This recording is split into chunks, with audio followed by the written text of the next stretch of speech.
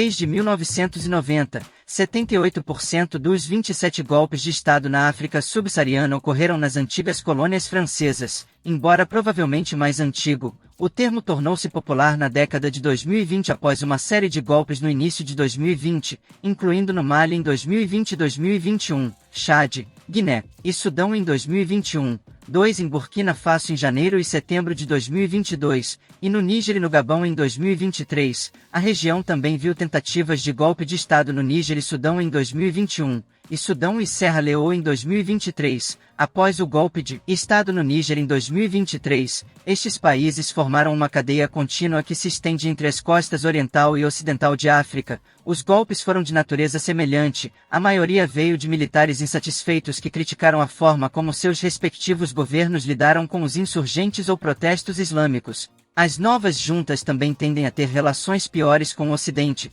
com muitas a procurar apoio da Rússia e do Grupo Wagner, ou da Turquia em vez da França. As juntas militares do Mali, Burkina Faso e Níger cancelaram acordos militares que permitiam às tropas francesas operar no seu território e, no caso do Mali, removeram o francês como língua oficial. O Níger deveria acolher as tropas francesas retiradas do Mali e do Burkina Faso, mas a crise nigeriana de 2023 e o cancelamento dos laços militares com a França complicaram este acordo.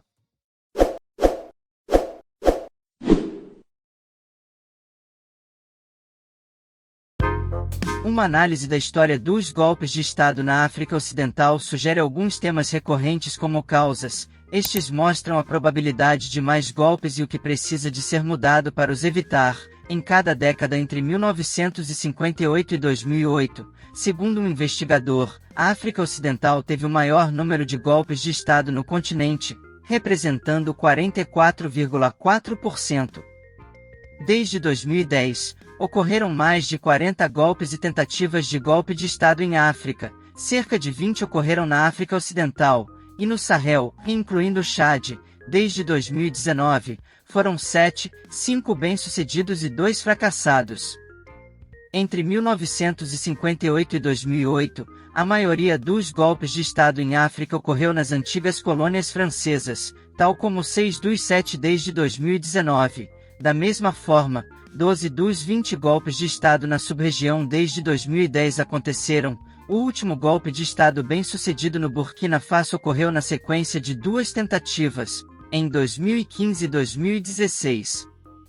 Podemos categorizar as causas dos golpes de Estado na África Ocidental em fatores internos e fatores externos. Para dentro estão aqueles que emanam dos desafios da governação nacional, para fora estão aqueles que dizem respeito à dinâmica global com impacto significativo na governação e segurança no continente, os déficits de governação, o incumprimento dos direitos de cidadania, as massas frustradas, a maioria das quais são jovens, e a crescente insegurança são as principais causas. Os fatores internacionais, incluindo a influência externa, estão entre os fatores voltados para o exterior. Estes fatores imediatos, no entanto, existem num contexto mais amplo que permite que as causas imediatas persistam durante tempo suficiente para desencadear golpes de Estado.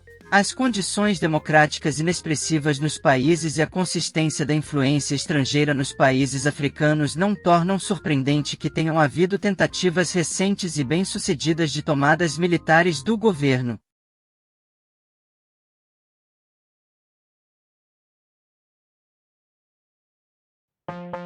A influência estrangeira e a competição estratégica aumentam a probabilidade de ocorrência de golpes. Nas primeiras 4 décadas de independência, os golpes de Estado foram desencadeados contra a política da Guerra Fria, enquanto 2 potências globais, a União Soviética e os Estados Unidos, enfrentavam o continente.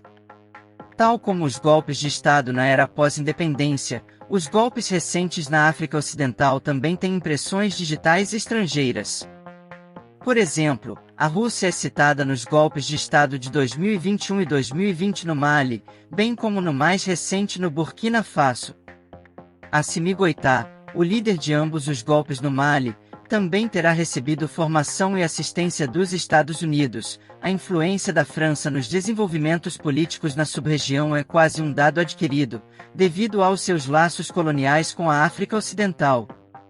O golpe secreto de Mahamadeb no Chad, Por exemplo, recebeu o apoio de Paris. A China também se juntou à Rússia para impedir que a França, que tinha o apoio dos Estados Unidos e da UE, fizesse com que o Conselho de Segurança da ONU apoiasse uma decisão de impor sanções econômicas e fronteiriças ao Mali. Na verdade, embora a China tenha criticado o golpe de Estado na Guiné, manteve-se discreta em relação ao Mali. Assim, também no século XXI, a busca de influência e vantagem estratégica por parte de potências estrangeiras em África envolveu-as em golpes de Estado no continente. Eles toleram a política local e o autoritarismo, desde que a sua vantagem estratégica seja aproveitada.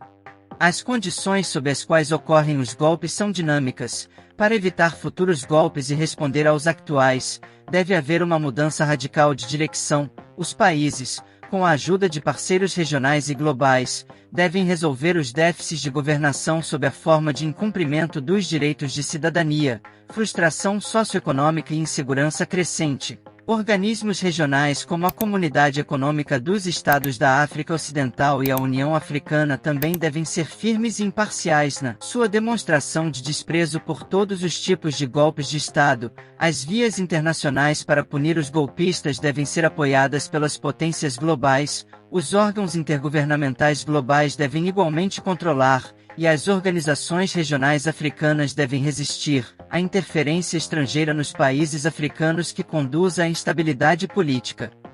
A democratização em África também exige uma reorientação que se adapte às circunstâncias locais. Finalmente, uma resposta mais sustentável aos golpes de Estado é eliminar as condições socioeconômicas e políticas adversas na política nacional e internacional que permitem que as causas imediatas da instabilidade política se escondam atrás de uma fachada democrática. As consequências negativas desses golpes são evidentes na instabilidade política resultante, na violação dos direitos humanos, no impacto econômico adverso e na deterioração da qualidade de vida das pessoas. Além disso, o deslocamento de populações e os conflitos internos aumentam o sofrimento humano.